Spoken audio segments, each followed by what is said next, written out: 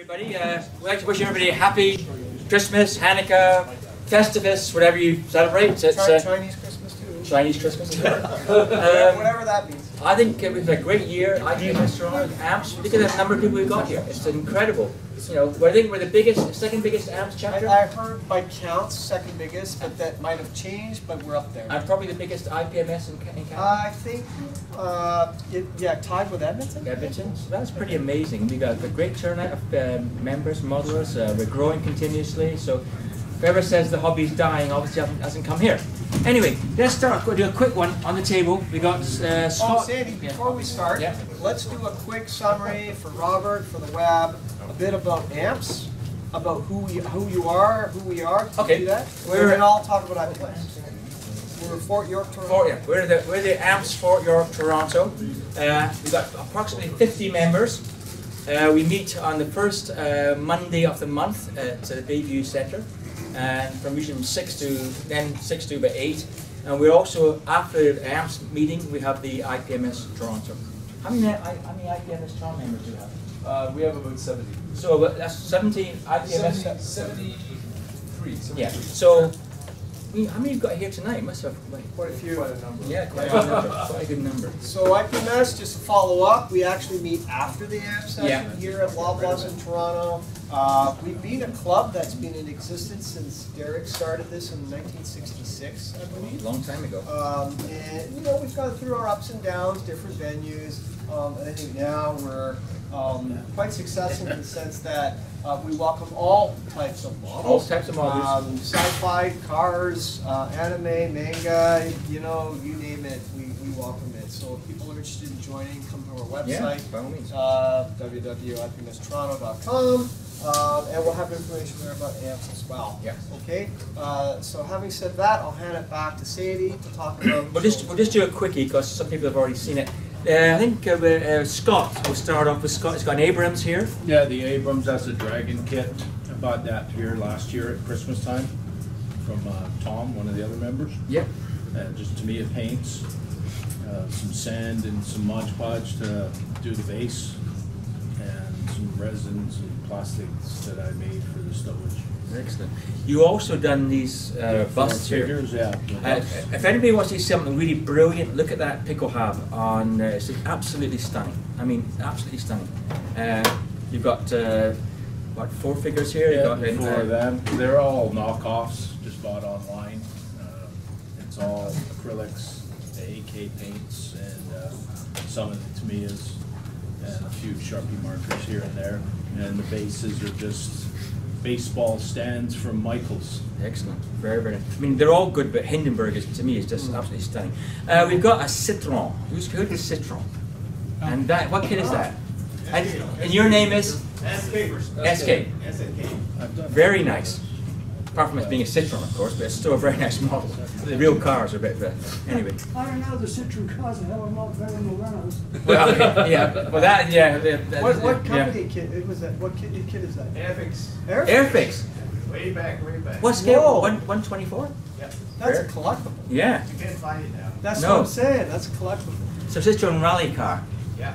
Very nice. Okay, we'll move along. We've got an airplane. Eric? Is that a Dagger? There's a couple of them. Yeah, we've got 2 airplanes. Most Gosh. supply. Yeah, that's the Mirage 2000-5. It's the kinetic kit. Decals are the best part about it. The Argentinian markings?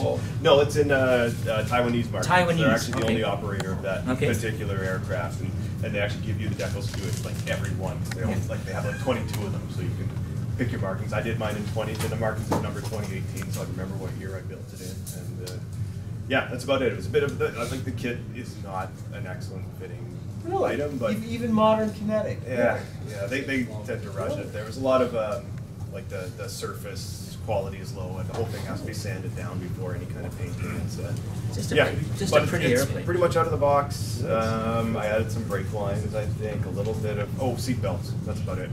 Looks great. Yeah. Beautiful paint job. Yeah, Very, very nice. I love the exhaust, the metal. Yeah, Gunzi paints overall, and then the exhaust is out. Are those naturally low vis markings, or did you they look low vis? They are low vis. Oh, they are low Those are vis. the ones that come. Next we've got I think it's Scott's Panzer IV, the interior of a Panzer IV. What kit is that? Trumpeter. Trumpeter. Bird Panzer. Is that out of blocks or you add? far. Okay. Looks very good, Scott. 78. Yeah. Resistors. But I can't see anything. Is there something there? What is it? Tiny. What is it? What is it? Small, it's a muzzle brake. Oh, muzzle brake. Oh, Okay. who's that? Did you do that? Yours? Yeah, I turned that 1/8 piece of aluminum on the lathe and mill. Wow. Yeah, take a look at it. What is it for? Like, It was just an exercise. Could I do it? oh, you mean so it's not a muzzle brake for a particular? No, it's a tiger. What Oh, sort it's a of tiger muzzle. Yeah, take a what sort of lathe were you using? Shoreline. Now this was when I was really into it. I looked at it again because I hadn't seen it in a long time, and I said, "How the hell did I do some Wow. of that stuff?" What, Yes. sorry, what scale is that, Vince? About 70 Second. Right. So if you take a look at it, it's I didn't even see it there. Hey, that's eyes pretty were good. on there back then. I thought it was a drill bit sitting No, there. no. There's it's, the camera there. If I were to do it again, I'd set up a microscope, like a 77. USB microscope, and I would be machining. But that's not NC. That's just Well, that's by hand. yeah. That's incredible. That's by hand. Wow. Let's go to the rest of It's the kit pretty now. tricky, but No kidding. I mean, again, it was just an exercise to see if I could do something that small. Very cool. Excellent. Very cool. Oh, very good. Okay, have we got Colin's got a couple of really nice figures here. Wow, they're young. Yeah, the bust is young miniatures. The chick is Nocturna models, work in progress, and the plane is an Airfix Spitfire Mark I. Is that Douglas bigger? No, just generic. USA. Very nice. Then we've got Airfix. We've got Will's. Will's got an ambulance and a M24 Chaffee or Chaffee, how you pronounce it, and that's in Vietnam, right? Yes. Now, whose kits are those? So the ambulance is the Academy kit with some modifications to improve the shape around the windshield and added some details to it. The Chaffee is OKB Grigorov. It's their first injection molded kit. And it's an absolutely beautiful kit. Completely straight. Did you want to say some quick words about Telford now or later? Later. Okay. So that'd be right at MASH. That was the type of ambulance used at MASH. They were still in service. They had largely been replaced by the Korean War. Okay. The next generation. Excellent. Now the Chaffee is beautiful. Well, who makes the Chaffee? OKB Grigorov. And that's all resin, right? No, it's injection. sounds right. Injection. Yeah. That's the And impressive part. may I ask how much? What would it be? I got that for about 25 US. Oh, wow. Wow, that's quite reasonable by today's standard. Next one is my stud. To me, a stud B, an early stud, and I've always liked that. If you go to Hornet Hobbies, you'll see the one done by Rinaldi. I've always kind of had in the back of my mind. So I'm doing the one in the winter scheme, and I've got the wide tracks for it. They're the full track, so it'll be a little bit different. So Dave's also doing stud B, so we're having an old-fashioned stud off. Is that a word? It's a word we made up. So okay. Next we got Stuart. Stuart's taking the old Renwell kit, which is probably older than most of us here, but apart from some of the really old members. But yeah, that's the M55 SPG. So I finally got the interior done, so I started painting on the exterior, marine green, so to speak. So the only thing I got now to do is the outside weathering and washing. The doors are going to be put on, and a few extra detail things. The tracks, the pins are in the front of the turret, so the tracks can go in. Interestingly enough, there is a 135 scale, the M60, which is not taco. There's an M60 track that actually fits this. Sorry? Yeah, AFE, that's right. The FE 135 scale tracks will fit this this kit, even though this kit is a 130 scale. So that's a good bonus. That's where I'm at. So just stay tuned because it's coming along nicely. Did you hand painted it, right? No, it's airbrush. It's airbrush. Okay. Yeah. Excellent. Dave Young's got a 1/16 scale tack-on Japanese type. What is it? Type on? Type 94. Type 94. I'll do it. I'll say it again. What? Take it apart. Read about the crap on it. I don't know what you're talking about, honestly. I think it's just delusional in there, isn't it? Yeah, I've just added welds and researched that a lot. But even in that size, it's still smaller than a 1/35 scale Tiger. Maybe not. But a manly Asian tank. Yes. Yes. White Shermans, I'm just saying. I know, it was different. It's different. It's just, I think it's kind of neat. I think It's cool. I mean, you're one of those Really? Yeah. The side plates are not in one piece. I didn't know If you look at enough photos, you'll see it. Yeah. But it's not always on there. Interesting. Darren, you've got a really nice Tamiya Brumbar. Yeah, thanks. Yeah, I just, well, it's been a while since I brought it in, so it's got paint on it and I've started weathering, but. Is that freehand, Darren, or did you use a template? No, it's freehand. Wow. Well, I kind of actually, there was a trick I learned from my late friend Roddy McDougall. He was suggesting if you want to map out a camouflage scheme, because sometimes if you use like pencil, it'll show through. Yeah. Oh, the other thing I found out with this, if you do anything with Sharpie on the model, it will bleed through all layers of paint. Don't use Sharpies. So up to this point, I used to use Sharpies to like basically blacken Yeah, areas right. instead of painting it, but no more, because like I numbered the shirt, like the side skirts with a Sharpie, just like L1, L2, L3, and those, like, no matter how, like, base coat or primer coat, Dunkel Gilt coat bleeds right through.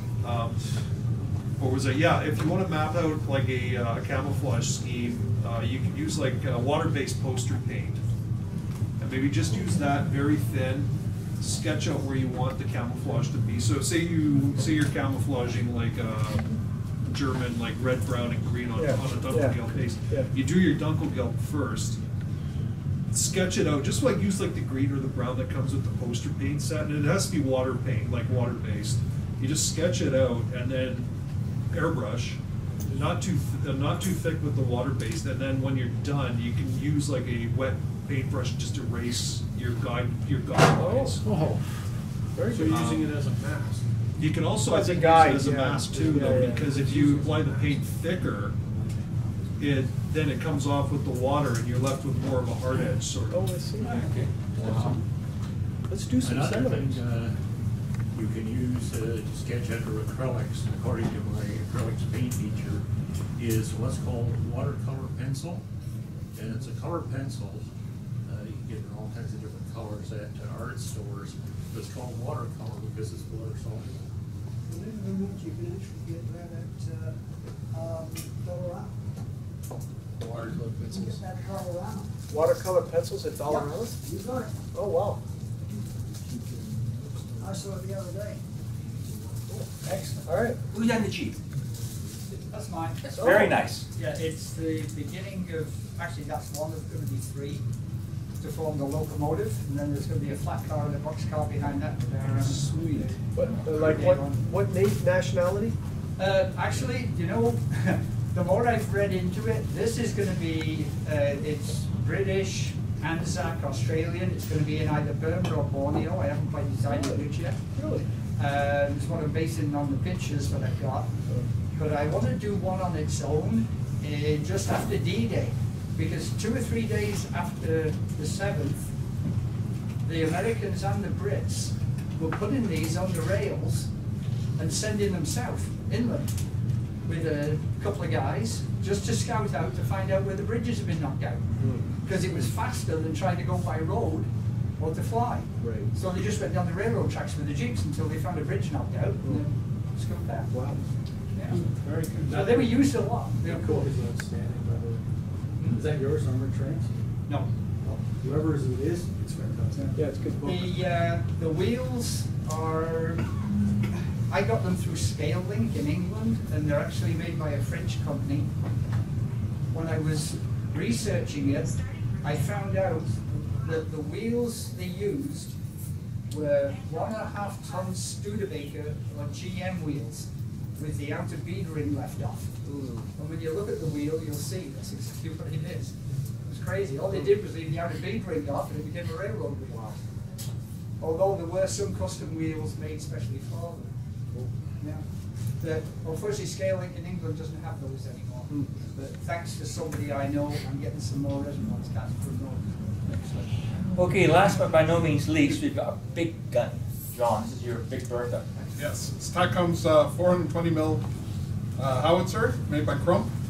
The camouflage, whether it existed or not, don't know. It was just a fun kit, that's all. It's just something to build. Right out of box. Right out of the box. I find it hard to do that's 1/35th scale. Yeah. It's enormous. I'll then talk to the box. Yeah. What's the brand name? TACOM. TACOM. Well, is that about it? Shall we start Okay. the slideshow? Yeah, here? okay, Let's so do it. we'll do now. Yeah, let's do Harvey's Alright. trip to the Far East. So, I don't know, maybe 20 minutes. So, all of you on Facebook know I post a lot of pictures of the trip I had to Asia. You were flaunting us, Harvey. Yes, I was. Yeah. I've got a lot of different pictures to show. I've broken it up into different topic areas. I figured today is a flea market, so I'll show you some of the pictures I took of the hobby shops. They're a little peculiar over there. They're a little photo shy, and for whatever reason, they don't like having people take pictures inside their stores. But some of them let me once I told them I was from Canada. But so you'll see some of those. I'll do that this month. I'm thinking maybe in a subsequent month. If you look up there, that's an example of if you're into locomotives. That's Should we dim the lights? yeah, sure. Yeah. One of the remaining, if not the only remaining, I don't know anything about trains, forgive me. 56 series Japanese locomotives. This one is in the Yakusuni Shrine Museum, which is owned by Awesome. If you want to go, there's pamphlets there. Isn't that the one we're not supposed to go to? It's controversial. Yeah. They brought it from Burma here, and they've got pictures of it while it was in Burma. Next month, I'll show you some stuff here. There's artillery pieces, one of a kind. If you're really into Japanese ordnance, they've had one of like the rarest of all of their ordnance pieces there. They took back from Saipan. There's a Chiha there that I'll show next month. It's got damage on it because it was blown out, and it's there. It's a fabulous museum. You could spend a whole day there. It's so big. But again, it's a little bit, controversial. It's right on the grounds of the Yakusuni Shrine. Yeah, Vince? So if there's a C designation, it means it has 6 driving units. Six what? 6 driving units. Okay, great. The D's would have had 8 driving units. So Japanese locomotives are easy to... And narrow gauge tracks, I hear. 42 issues of Right. So let me just go into the, I'll start with the hobby shops. And now, just as I'm pulling these up, I went from Singapore through Malaysia, up through Kuala Lumpur, Phuket, Penang, and I went on through Hong Kong, and then finally in Tokyo. So I was there about a month and a half. Just a side note on Malaysia, I said it earlier to the guys, I stopped by Penang looking for the U-boat sub-pens. They still have the old workshops there, the old buildings, they're abandoned. There are no dock facilities or pens there at all. They've been, I guess, the docks have been built over them. They're probably still under there, but I couldn't get any pictures. I got the locations, and maybe I'll show you next month, but you really can't tell. So in terms of the history of Penang, the Italians and the Germans operated U-boats out of their monsoon operations in the Indian Oceans, but there's nothing there. Nobody knows anything about there. And I started asking about it. People are going, what's a U-boat? So there's nothing really much to show about that. But anyways, I ended up going through Hong Kong, which will be another slide deck I did. I went up through the, anybody familiar with the Battle of Hong Kong, kinda? Yeah, the only VC one there was by a Canadian. Osborne. Threw himself on the grenade. Right, and so I went up, he fell on a grenade, that's how he died. Threw himself on a grenade. Save his men. Close hand-to-hand combat. So I went up with a local guide, probably hiked in maybe 4 to 6 kilometers into the Wang Chai Gap in the mountains, got to the pillbox, took pictures of where it all happened. It's surreal. I got a lot of pictures of the abandoned Canadian battlement defenses, including West Brigade headquarters. They're all there. But the Hong Kong government doesn't look after them. As far as they're concerned, not much. They put some signs up there, but the Canadian government gave some money. The Hong Kong government's not really supporting much of that. Yeah, Darren? If you do that trail that I was telling you Yeah. about, and there's way stations, that's all funded privately. Right. Yeah. Right. And even now, they're trying to raise money to keep the buildings, you know, alive. And I'll show you next month. We got little paper signs there saying, "Please be mindful of the heritage building." That's all they do. But you can still see the bed springs and the equipment inside the bunkers. You go in them, there's nothing there. But a lot of Canadian blood was spilled there, right? It's really sacred ground. So I'll show you that maybe in a subsequent turn. But in this case, we'll start with the, I call it hobby porn, okay? I have no, there really isn't any order to this, so, Are you see they that? all easy to get to? Huh? Were they all easy to get to? One that's on No, no, absolutely not. Something about the way they do things in Asia. First of all, the addressing system is just weird. It's absolutely weird.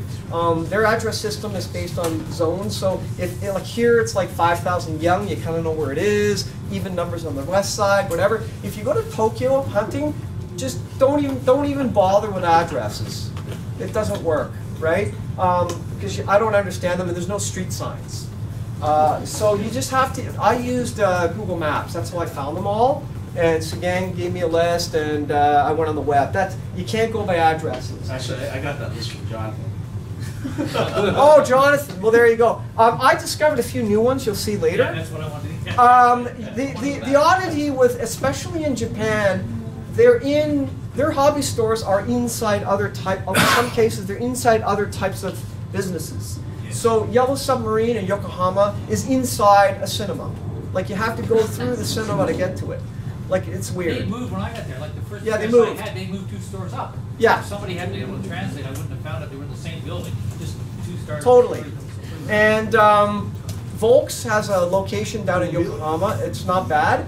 It's actually inside a department store on the top level, and you have to get up there, and nobody knows what it. Now you show them, and no one knows what it is. And then there's a little set of stairs heading up into the top floor warehouse, and it's up there on the top floor, but it's nowhere on the directory. And it took me literally 45 minutes to find the store, and I thought, you know, I shouldn't say this, but now I know why they lost the war, because it's like so, oh my God. Anyway, these are just a couple of shots. This is Hong Kong. And this is more, this guy was really friendly. He said, yeah, take all the pictures you want. It's really to show you the breadth. That's all actually 35th figures, aircraft. They all mix it up. There's some small scale shit down here. And then they got other stuff buried. So there's not a lot of order in what they do. It's just volume. Next to it. Yeah, there we go. There. Okay. Yep, good. One more. It's got to be on the air. It's going to be on, yeah. Same thing. How come? Huh? What? How about this? Oh, that'll work. Okay. Let's focus it. These are ship kits, and the only reason I took this is they've got a lot of weird stuff, Jonathan. You probably stuff I've never seen or versions I've never seen. Stuff on the bottom that's just like what they do is they take their ship kits and they add railings and wood decks to them. And they call them special edition, and sometimes they give a little metal parts. And they Virioshima, Fujimi's a lot there, and they just have them special edition that you don't find here. Next, just more porn. Keep going.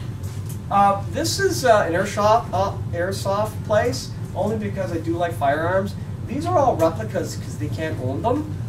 My favorite's an Arasaka Sniper, but they build these like models. And you can buy them there. They work like the real thing, but they're models. They don't fire. But you can buy them there, and you can, you know, you see guys walking around the street with them, kind of playing with them, but that's their business. Kind of like a display window there of just a lot of models. This is the display of the store, like from the street, looking at the store. They're well kept. This place is in Hong Kong. It's right off Nathan. Now this place, I forget the name of it. Continental? Huh? Continental? Might be. Massive boxes that if you're standing there, there's no way you're going to get by. Yeah, that sounds like Continental. And they're all kind of like that, so if you're a little heavy set, it's hard. Literally, their dials are like this. Don was telling me he wants to put 2 aisles in and says you're still nowhere near this. Next. They got some of the new stuff. The Victor 6-ton light tanks are there. I think they're around $30 or something. Next. They got egg machines all over the streets. You know, they put the money in, you turn the thing. And they got these egg Japanese stuff, and they got World Tank Museum things, like stuff that we wouldn't normally have here. But they've got them all over the place there, on the street. Next. Tons of tools. If you're like into tools, oh my god. Like I know what these are. These are Tamiya. This is some other company. I have no idea. Is it? Looks like Miyashima packaging. Other stuff I've never even seen. Like, and this probably, like if, this is almost like 1-to-1 scale. It's literally present from here, maybe to a window. It's freaking massive. Next. Some more stuff. Finishing cloth. Oh, sorry. Oh, that's okay. All sorts of, they put glues in packages there. You can buy that. I don't even know what this stuff is. Lots of photo etch stuff. Most of that stuff is Wave at the bottom. It's what? Yeah. Wave. What's Wave? The company. What do they make? Kits, Tools, everything. Yeah. That orange thing, those are saws, 2 over, that's Ah. a decal. Okay. Yeah. You can get some of that stuff at Yeah. Waves and Wings, right? And Panda has a whole. Not that cheap. Not that cheap. Like the Tamiya tools, you could probably get, you know, those clippers for photo etch. They're about $20. Right. Next.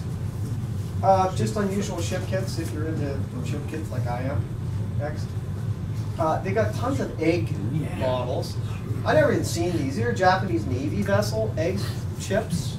They make photo etch sets for them too. Yeah, totally. Really? Yeah, these were at a camera store. Yeah, you have a bunch of cameras. This one's at Bic Camera, and they had a ton of them. Next, another egg thing, you know, German weapons, whatever. Yeah, the skeleton. Next, books galore. Like some of the books there are translated, so you'll have ospreys, you have other stuff translated Japanese, and then you'll get weird stuff like this one on Japanese rifles. I've never seen that. Books on the Chiha, the Zero, Japanese naval vessels, and when you look at them, I've never seen some of the stuff in them. Like it's like you could be there for a whole day. Just look, and this is just a small shelf on, I forget, one of the bookstores. Some stuff on the Midway operations, uniform. This one's new. I've never seen that. That's naval uniforms. I've never seen it. Big thick thing, 400 pages. Next. Keep going. This is at the Yaku City Shrine Museum. So just to get a sense of the prices, 1/72 zeros are going for 1,400 yen, which is about $14–15. These are 48s, $32. How does that compare to here, the pricing, when you do the exchange? I don't know about Close to 40. half. That's pretty cheap. Yeah. It's close to half. Three-quarters for cost. 3/4, yeah. So you save 25%? Yeah, right off. There's no taxes. So more than that. So what you see there is what you pay. No, there's no tax. And plus, if you get the right store, if you go over, bring your passport with you, because that's a mistake I made on the first day. Because some stores will give you the discount, and it's an 8% discount. And here's a trick: if you pay by Visa, they'll give you an extra 5%. So that's a 13% discount. They give you the discount at the store as long as you show your passport, only to foreigners. Did they give Are you saying it's cheaper to buy by credit versus cash? Well, yes, because the special deal with a credit card. I found out that I gave them an American Express, and they said if you use Visa, we give you another 5%. Oh, okay. So this would be like 13% off of 1,400 yen. Harvey, Yeah. when you got the coupons for duty free, did they staple them in your passport? Yes. You have to fill out a form, and they staple it in your passport. They give you the discount at the store. You don't get the discount at the airport like other countries. When you leave Japan, they don't ask. Yes, they do.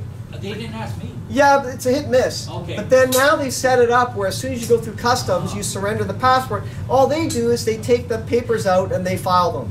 Technically, you're supposed to show the goods. Because you're a bearded guy, Gene. Right? You're a bearded guy, Gene. You look, I look like one of them, so here you go.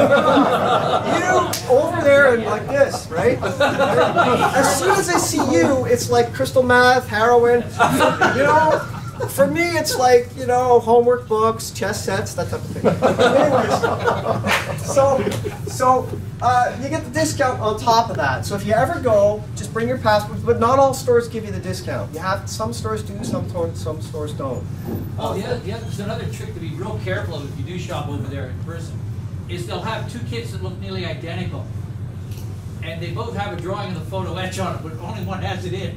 Yes. So if there's a subtle difference in price, ask what the difference is. Yeah, fine mold's an example. Their fine mold kits have an extra interior set for a lot of their kits, which we don't get here. It's resin, and they charge a little more for it. And other ones don't have it, but you see the picture on the box. Special edition, you get the photo etch interior.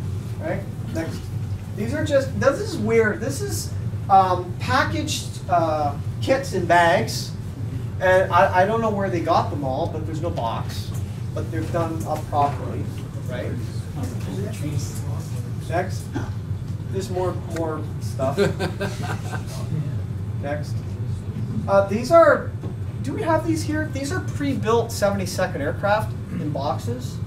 And they're about, I think, $12 or something like that. Is that Tommy Tech? Yeah, I think they, but F-Toys. And there's another one here on a Oscar. They've got a Judy. They've got a Spit. They've got, but they're painted. They're not bad. And you put their major assemblies, and they're like $12. These are for you ship lovers, John. These are brass nameplates for all. If you're interested in a nameplate for your Japanese 1700, we've got them all here in Japanese character and like just weird stuff. More ship kits. More ship kits. More photo etch. This was at Yellow Submarine, and just walls with photo etch. These are decals, tons and tons of decals. They have a lot of local release decals by Japanese companies. Obviously, Cottage Cut. I'll bring some in next month. I got a couple of. They got these decal sets with little mini conversions in them. So I bought a Key 9 spruce set in 72nd. They give you it's a double. It's like a canopy that they put only on trainers. So they give you that little resin part, and they give you the decals. And they do weird things like that. And I've never seen weird stuff, but these are even weirder. They took figures out of all of the 35th kits, and they just put them in individual packing. So these are like the figures that you get in your 35th armor kits, and they simply packaged them separately. I don't know anything about copyright, but it's like a wall about maybe 3 of these window panels with just these. Just 35th figures that you get out of Mini Art, Tamiya, whatever. Are they plastic or raw? They're the plastic. They're right from the original injection kits. They must have taken them out and put them there. These are sprues. So if you're missing a sprue out of a kit, you'll go there and they'll put, I don't know, Tamiya, G-Haw, sprue, G, and then you go through and there it is. You can buy the sprues there separately. Just weird resin stuff. More weird resin stuff. This was at a magazine store, like literally like a store that you just go buy candy at, and they'd have this book's on the Martyr, the Battle of, this is Coral Sea, book on T-34s. They're about maybe 100 pages, gloss, tons of photos. They love Japanese girls and guns. Sailor Moon with ammo. Oh, there's a whole series of books called Arms Magazine, and it's a pretty Japanese girl that's the centerfold, but she's armed to the teeth. That's the magazine. That's the magazine. That's a little blurry. She's armed to the teeth. More stuff. Next. More photo etch. Large scale stuff. A 1/6 Panzer Neverwerfer. Next. 72nd. Just all sorts of armor here. I don't know why I took it, but I took it next. Fine molds all over the place. And I said before, the fine molds would have resin and photo etch, and that determines the extra price next. Massive Hasegawa kits. They're, now, to give you a sense, to me, like 135th tank would be about $30, $35 Canadian, right? These ones here are Hasegawa aircraft kits. 72nd might be about $12, $15 Canadian, all in. Right? Yeah, they reboxed some of the older 32nd scale stuff. There's a lot. They're really big into 144th. 144th aircraft. They've got zeros. Like I like to know the Japanese stuff. They got clothes, all the versions, the roofs, and they got decals galore for 144th. Very popular there. Weird stuff like this. That's a 35th scale Japanese, turret from the aircraft carrier. We got these, I don't know, MG, anybody hear of these? Resin, 48 scale Russian biplanes. They're Russian. These are 1/500 scale Japanese destroyers and cruisers from the Tsushima battles. Weird stuff. More. Oh, these are our detail kits for 1/700 Mikasa. They give you the railings, the whole 9 yards. I've never seen them here. Chinese junks. If you're into Chinese junks, 1, 2, 3, 4, 5, 6, 21, 21 to $22. They're all resin. These are the decals for 144th kits. And so in there you get all of these. I've never seen them here. Scribers. Yeah. Burnishing tools. Wow, those are cool. Tons of that stuff. And at the airport, they say no liquids allowed, right? And no chemicals. And the only examples they use are frickin' model stuff.